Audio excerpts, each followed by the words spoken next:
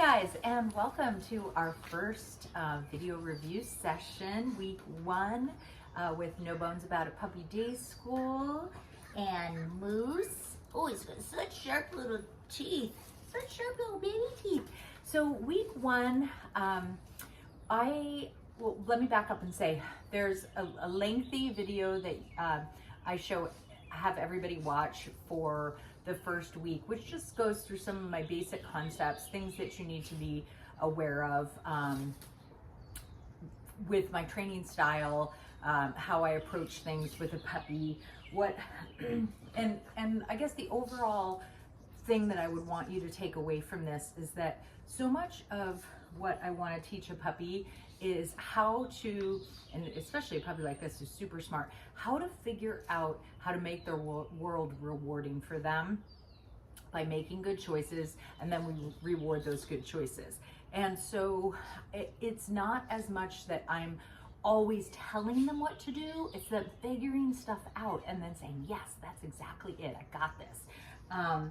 And again, this puppy, you guys have done such a great job the first couple weeks. I see in your videos you're using a clicker. I don't use a clicker, but I use a marker word, very similar. We're just trying to get the message across to that puppy that they've done the right thing. So the first week, yes, good job.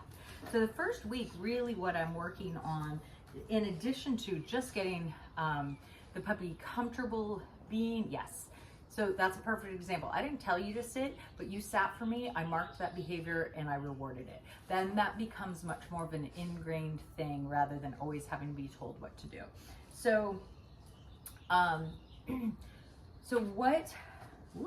what I want this puppy to do is, throughout the course of this program is not just learn obedience skills, because what I always tell people is the obedience part of this is the easiest part of it. The part that's more difficult, the part that is so impactful right now, is how the puppy learns to accept new situations, new dogs, new people.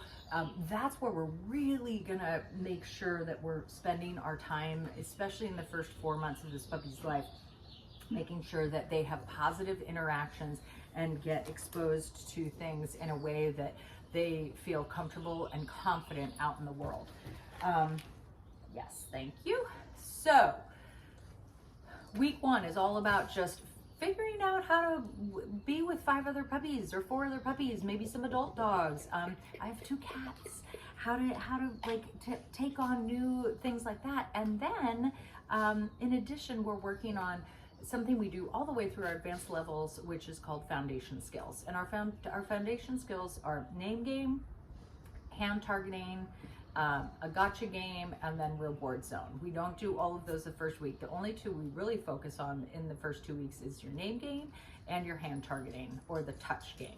So again, I'm gonna go through and demonstrate how we're practicing those. We're also doing other things because, again, this puppy's gonna need a lot of things to keep its mind busy and to keep them interested and focused in training. So here we go. Name game is basically, I'm distracting the puppy, or if they are distracted like he is right now. Moose! Yes! As soon as he, oh, very nice. As soon as he turns his head to me, I'm gonna use my marker word or click, and then when they get to me, so name game is all about stop what you're doing, look at me, and find out what I need. It's something we work on, as I said, all through our advanced level skills, or our advanced level training. Your puppy can never be too good at this. The more distractions, it doesn't matter if I've taught you, 30 different cues. If you can't stop what you're doing and focus on me, then we have a problem. So we really work on this as much as we can to get that puppy to understand the value of paying attention to us. So right now, Moose is kind of wandering around. I'm trying to, as I say in my other video, not necessarily have my treats out in front and make it super obvious. So as soon as he gets distracted, I'm gonna say his name. Moose! Yes! Very nice. He looks at me, I say yes or click. He comes to me, he gets his reward. In the beginning, don't ask for any other behaviors. People want to start making lots of, chaining lots of events together. Like, you know, I say your name, then come, then get here, sit. I want to make sure it's very clear what I am rewarding for, which right now is just eye contact and making your way towards me to find out what I need. So I'm gonna practice this again a couple times, standing up. But the other thing I want to make sure that you guys really work on, and just again, I noticed very briefly in your videos, hey, up, up, up, up. Moose, yes, good job, is repeating cues. You need to teach yourself, you need to really practice asking for something one time and then letting the puppy figure it out and then rewarding. So much of dog training, again, is a dog figuring out how do I figure this out, and us continuing to repeat words or give them sort of hints like no, that's not it, or you know, it just complicates the matter. So I really want you to focus on ask for something, let the puppy figure it out. If they can't figure it out, break it down into smaller steps. You can always use a lure in the beginning and then get rid of the lure. Or don't even, sort of better yet, sometimes what I do when a puppy doesn't know something is I use the lure, I figure out how to get the puppy to offer the behavior without even adding a word in the beginning. We do a silent version of whatever it is until that behavior is really solid, and then I add the word, which can be more effective than trying to add words in the beginning when the puppy is not pairing it with the exact right behavior. Moose! Yes! Okay, so he automatically wants to come up here, that's fine, but right now all I'm working on is that eye contact. So we're gonna stand up, I'm gonna do a few little demos for you. Good job. Ready? Go find it. So we do go find it to get the puppy distracted. Moose! Yes! Good job! Very good. Ready? Go find it. Again, being very careful to keep my treats out, never out in front, but behind my back, hidden until the puppy gets to me. Moose! Yes! Good job. Very nice. Moose! Yes! I can add backwards motion, which makes the dog walk faster to me. Moose! Yes! Good job. All right, and then our hand targeting, our touch game looks something like this. It is basically just asking your puppy to put their nose right here to the palm of my hand. Ready? Touch. Yes. Touch. Yes. I'm asking for more than one because we've been practicing this all week. Touch. Yes. Good job.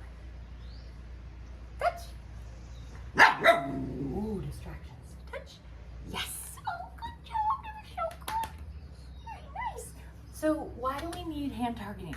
Hand targeting is such an awesome cue. I use it for so many things to redirect the puppy when they're distracted. If I'm out and about and they see another dog and they're really excited, it doesn't work well to say no, but I can say touch, and I give the dog something that they've been rewarded for in the past that's really exciting and mentally stimulating. So if I just tell a puppy not to do something, it doesn't give them an option of what should I be doing. And usually that's paying better attention to me. So that's one of the reasons, but we'll have a lot more down the road. Yes, the puppy really good, does a nice little bonk to my hand. Touch. Now, if you have already been practicing, which I kind of think you have, because I've noticed Moose trying to shake a little bit, so I'm guessing you've been practicing that. So that can get confused a little bit with hand targeting. We can also switch the hand target to just a 2-finger situation where we do this, Moose, touch, yes, so that they don't confuse that with touch, yes, with shake, touch, yes. Good job. So that's all I really want you to focus on this week. I know you guys are doing a ton of other things, which is great. But for right now, I have a very specific progression of stuff that we work on. I want to have them solidified before I move on to the next thing, and or before we start adding, making things more difficult, which would involve duration or distance, between me and the dog, and distraction levels. So we'll get to that later. Hope you guys have a great weekend. I'll see you next week.